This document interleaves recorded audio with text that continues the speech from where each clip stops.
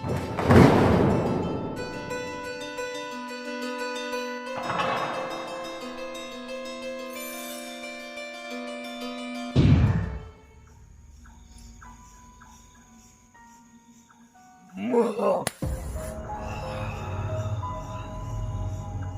dengan nama siapa? Sastra. Sastra. Aku Sastra di situ udah lama. Ya rata-rata orang di situ minta apa? Kekayaan. Minta kekayaan. Ya. Oh. Jodoh. Ada yang minta jodoh. Ada. Apa sih yang mereka tuju di tempat itu apa? Emang maksud saya itu di dalamnya itu ada apa? Kok bisa-bisanya orang berdoa supaya doanya terkabul di tempat tersebut? Memang benar Arjuna itu dulu tapak di situ. Ya. Kan ada cerita Arjuna itu tadinya jelek, setelah bertapa dia ganteng. Begitu ceritanya. Atau memang terlahir dengan kesatria yang ganteng?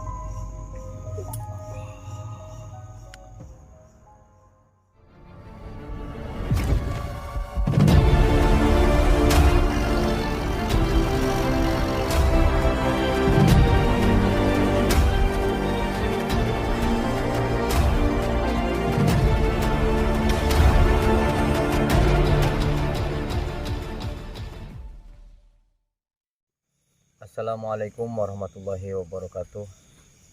Alhamdulillah, bismillahi tawakkaltu 'ala Allah, la haula wala quwwata illa billah. Allahumma sholli ala sayyidina Muhammad wa ala ali sayyidina Muhammad.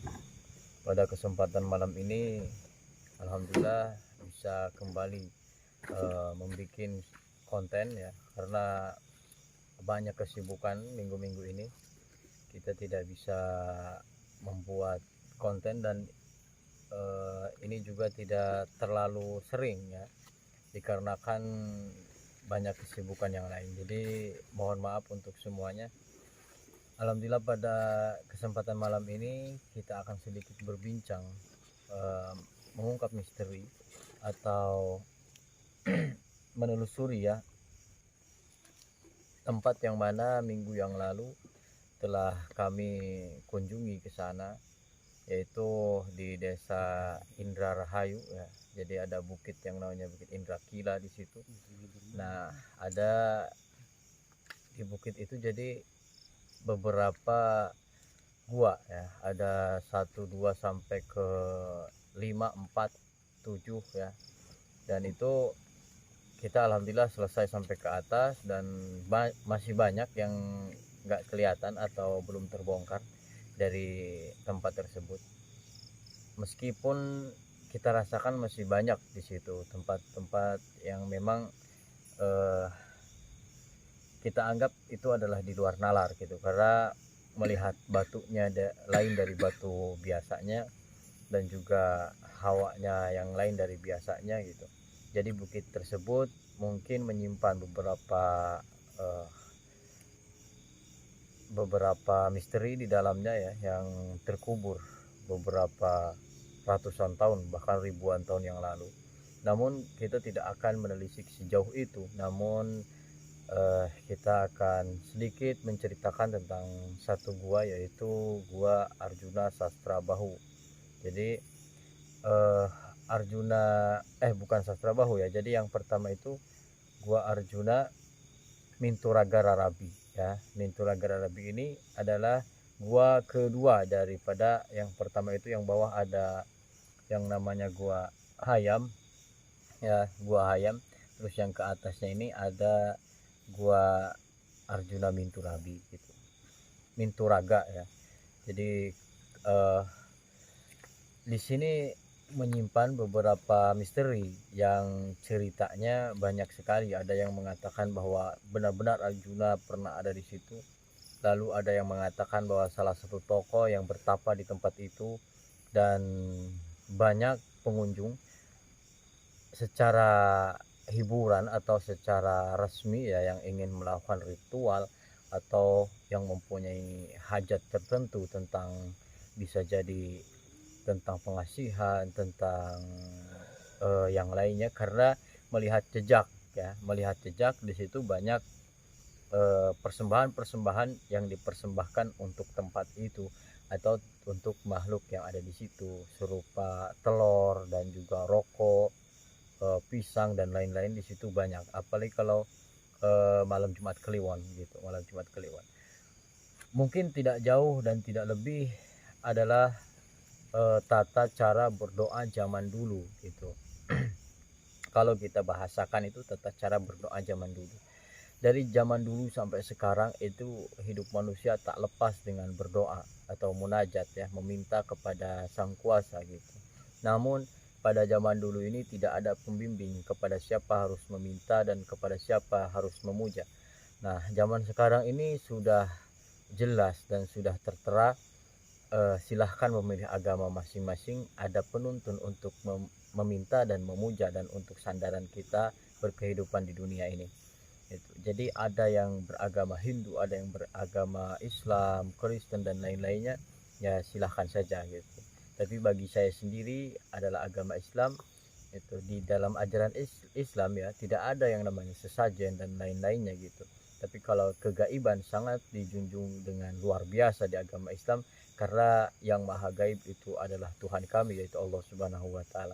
Jadi pada malam ini kita akan sedikit mengintip atau menelusuri tempat itu, ada apa saja secara hal yang gaibnya atau secara yang di luar nalarnya ya, karena yang saya rasakan di situ sangat kental itu, dari mulai aura dan energi-energi dari mulai positif negatif di situ sangat kental sekali gitu. Jadi mungkin kita tidak akan berbicara panjang lebar ya. Malam ini kita akan langsung saja untuk memanggil bangsa jin yang ada di sana. Kita akan sedikit berkomunikasi dengan mereka, namun harus dipahami ya, dari saya membuat video dari awal sampai akhir, dari mulai pertama saya membuka tentang mengungkap tabir dan lain-lain, tolong jangan dianggap serius atau tolong jangan oh iya gitu. Jadi hanya untuk wawasan saja gitu. Jadi banyak yang salah paham tentang hal-hal yang berkaitan dengan di luar nalar gitu. Jadi ada yang memaksakan hal yang gaib atau hal yang di luar nalar dengan nalarnya gitu. Jadi ngeblank lah gitu.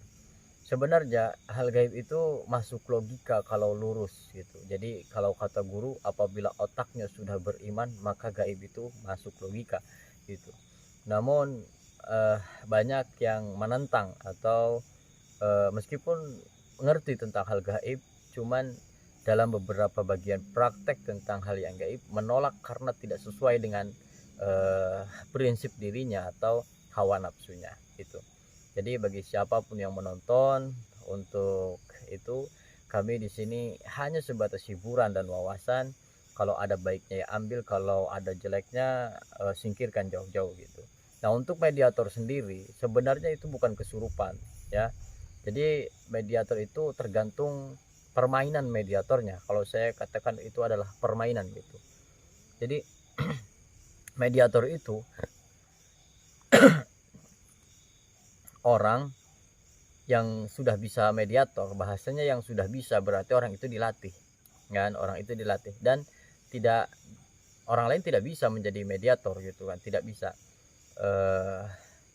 Orang biasa, maksudnya orang biasa yang belum pernah belajar itu tidak bisa menjadi mediator gitu. Kalau dimasukin jin paling efeknya sedikit gitu, efeknya sedikit. Kalau dia terlalu lama dimasukin, lama-lama menjadi sakit gitu. Portal gaibnya dari tubuhnya terbuka, dan itu butuh proses lama tentang hal ini gitu.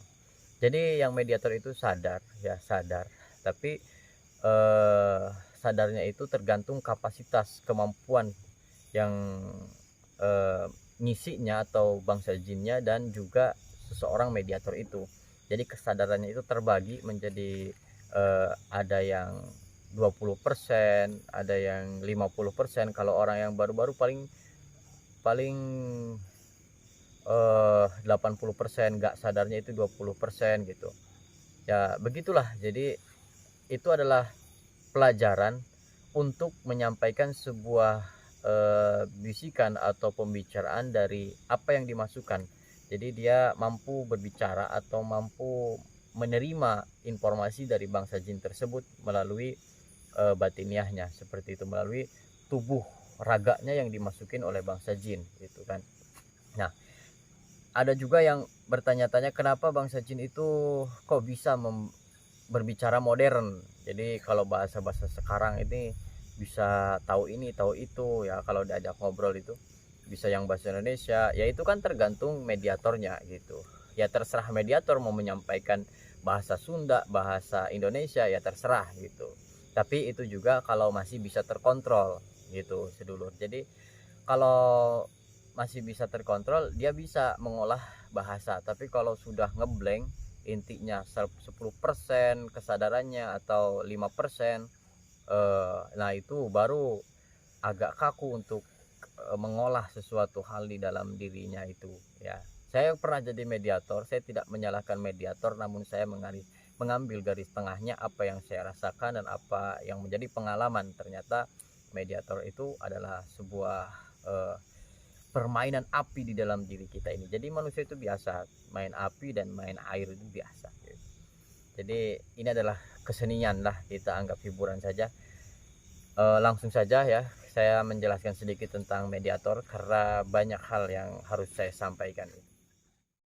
Jadi kita akan narik sosok yang ada di dalam gua tersebut. Kita belum tahu sosok yang mana yang mau kita ajak komunikasi.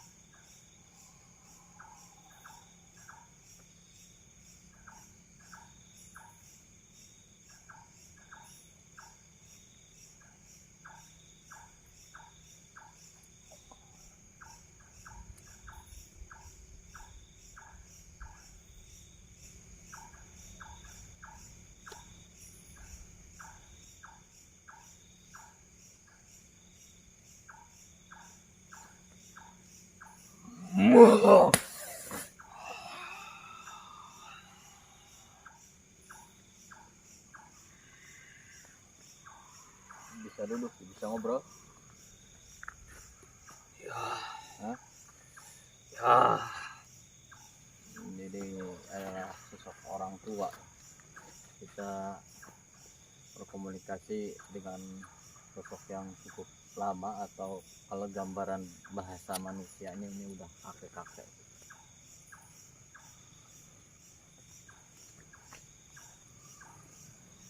Tapi yang ada di gua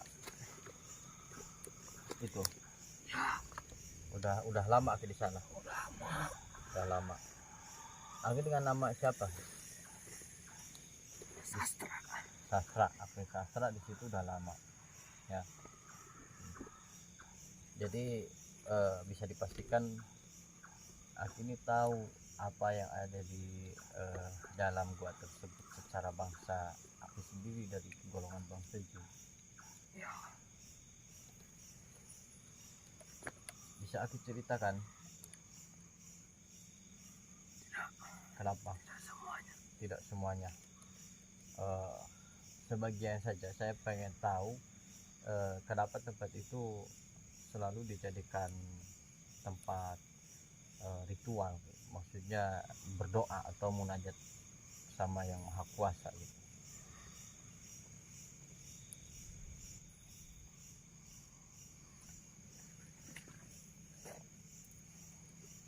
Bisa aku terangkan tentang tempat tersebut? Ya, banyak yang datang ke sana. Iya. Iya, alasan orang-orang ke sana itu kan ada maksud tertentu. Ya, kenapa sih orang itu mau datang ke situ? Ada sesuatu apa di dalam itu? Hah? Apa sih yang mereka tuju di tempat itu tuh apa? Mereka ingin doanya terkabul. Doanya terkabul. Emang maksud saya itu di dalamnya itu ada apa gitu? Kok bisa-bisanya orang berdoa supaya doanya terkabul di tempat tersebut? Tidak ada apa-apa. Tidak ada apa-apa. Hanya keyakinan. Oh, keyakinan. Kalau orang udah yakin di tempat itu ada ya. Iya. Aslinya tidak ada apa-apa. Tidak. Oh, kalau sejarah Arjuna itu dulu memang ada ya? Ada. Aslinya ada. Oh, ada. Memang benar Arjuna itu dulu tapak di situ. Iya. Oh. Kan ada cerita Arjuna itu tadinya jelek. Setelah bertapa dia ganteng. Iya. Begitu ceritanya. Atau memang terlahir dengan kesatria yang ganteng? Terlahir. Dia dari terlahir. Iya. Terus ada cerita yang Arjuna tadinya jelek terus jadi ganteng, itu beda orang apa gimana? Mitos. Hanya mitos. Oh, hanya cerita-cerita begitu saja. Di situ yang suka kalau ada orang yang datang yang suka ngabulin siapa? Tidak tahu. Tidak tahu. Agi nggak ikut campur di dalamnya. Tidak. Nah, jadi di dalam gua tersebut ada semacam halnya kepercayaan. Jadi memang iya kalau orang itu kan memancing, jadi tempat itu memancing supaya orang percaya gitu. Ketika dilihat, wah ini yakin nih, ini pasti terkabul berdoa di sini seperti itu. Karena tempatnya sangat luar biasa, sedulur gitu. Agi di sana ada beberapa makhluk gitu. Banyak. Ya. Yang penjaga di depan, yang perempuan siapa sih namanya? Tidak tahu. Tidak tahu.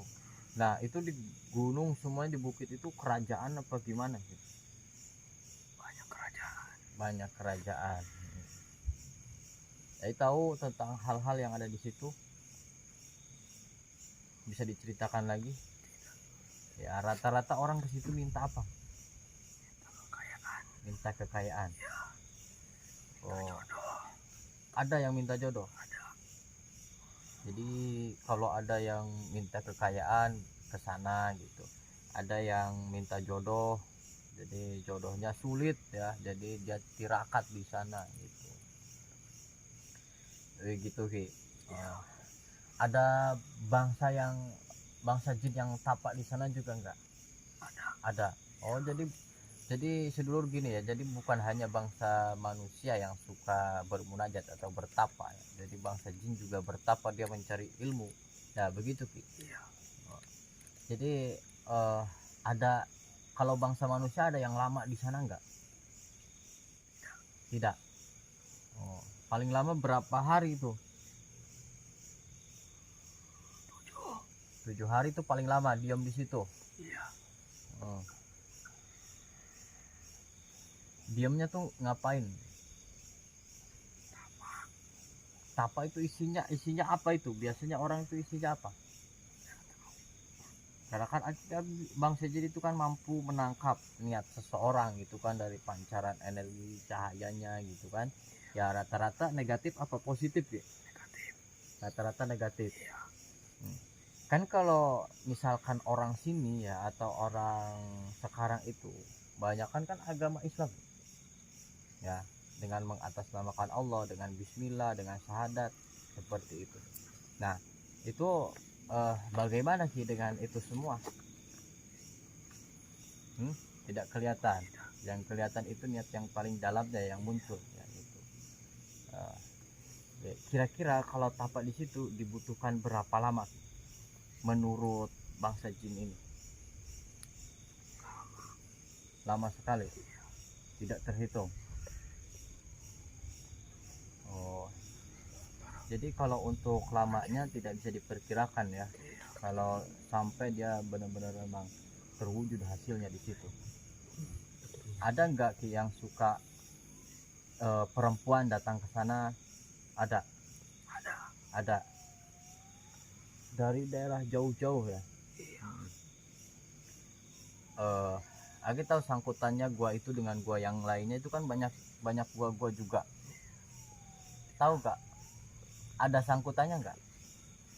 Tidak tahu. Tidak tahu. Agi nggak tahu. Ya, jadi informasinya cukup menarik ya, karena saya kira cukup untuk mengambil informasinya. Ini banyak hal yang harus diluruskan di sini, tapi ini kita keluarkan dulu. Aki makasih ya atas bincang-bincangnya. Nanti kapan-kapan kita silaturahmi lagi. Silahkan Aki pergi pulang.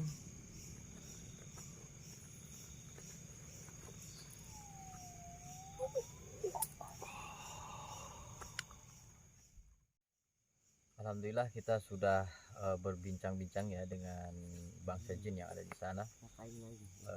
Pada kesimpulannya di tempat itu sangat banyak misteri atau sejarah ya yang kita tidak bisa ceritakan secara pastinya ya. Ini hanya wawasan atau gambaran saja gitu.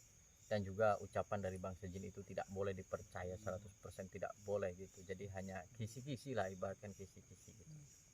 Nah, jadi di tempat itu banyak orang yang datang untuk melakukan berdoa ya, berdoa.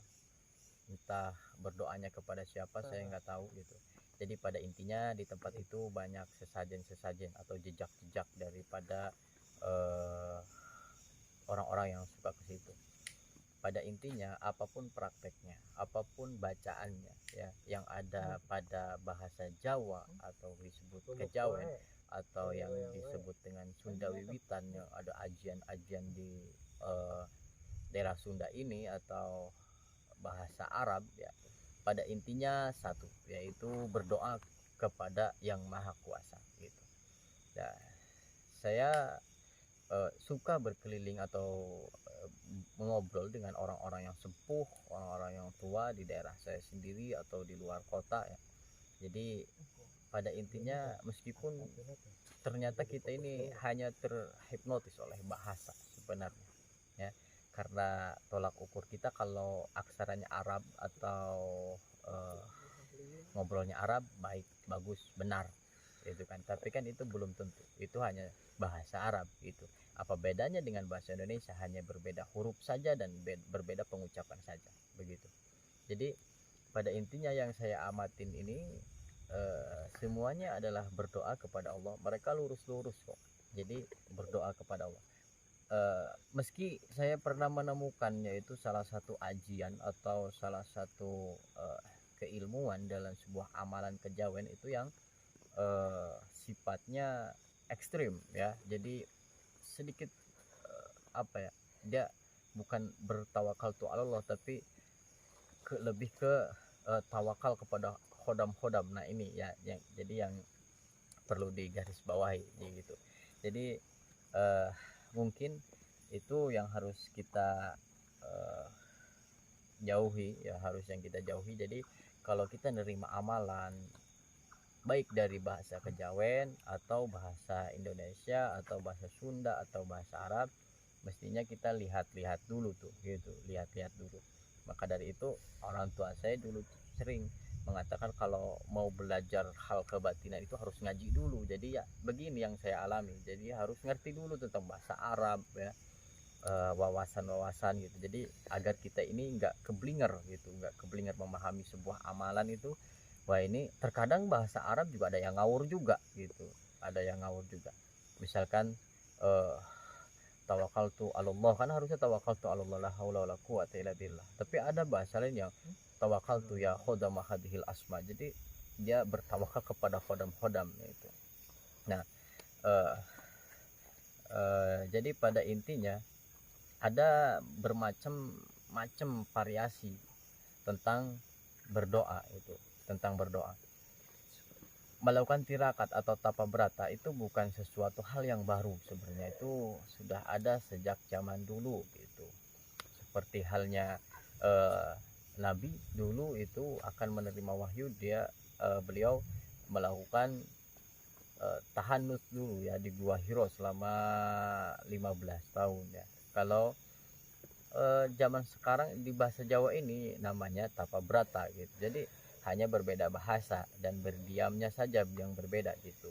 Dan kita bisa sirinya itu tanda-tandanya kalau orang bertapa itu tandanya orang soleh ya. Jadi tidak jauh kalau untuk bertafakur atau tirakat itu di dekat sumber air ya, dekat sumber air pasti banyak kan petilasan-petilasan di sampingnya itu air, sumber air, jadi dia untuk melakukan berwudu gitu. Jadi kalau orang Islam terus melakukan ujlah atau tirakat di hutan itu bukan sesuatu hal yang mengerikan, itu bukan sesuatu hal yang di luar nalar, atau itu bukan sesuatu hal yang dibilang musyrik. Musyrik itu jauh ya, jadi musyrik itu mengganti Tuhan. Jadi kalau hanya berdoa untuk keheningan, untuk memfokuskan diri kepada Tuhan, bersinergi dengan alam, karena semuanya alam ini bertasbih gitu kan. Kita adalah sebuah makhluk, rumput juga adalah makhluk, gunung juga adalah makhluk, mereka semuanya bertasbih. Kalau kita ingin dari bagian makhluknya Allah atau hambanya Allah, kita harus terus bertasbih kepada Allah. Jadi kita ikut-ikutan gitu. Kita ke hutan, bertafakur, itu sangat luar biasa gitu. Jadi eh, banyak sekali yang harus diluruskan dari kegiatan pada malam ini atau informasi yang tirakat itu eh, tidak semuanya jelek ya. Tidak semuanya jelek, itu tergantung pada niatnya masing-masing. Jadi orang yang datang ke hutan lalu berdoa itu tidak semuanya jelek gitu. Jadi ada yang bagus dan ada yang jelek, hanya sebagian saja. Kita tidak boleh suudon kepada orang yang datang ke hutan lalu berdoa, dan itu mungkin mereka punya misi masing-masing untuk mendekatkan dirinya dengan Tuhannya gitu. Nah pada malam ini terima kasih banyak, dan saya mohon maaf atas apa yang saya ucapkan dari awal sampai akhir. Kalau ada kesalahan saya mohon maaf, kurang lebihnya itu saja yang bisa saya sampaikan. Assalamualaikum warahmatullahi wabarakatuh.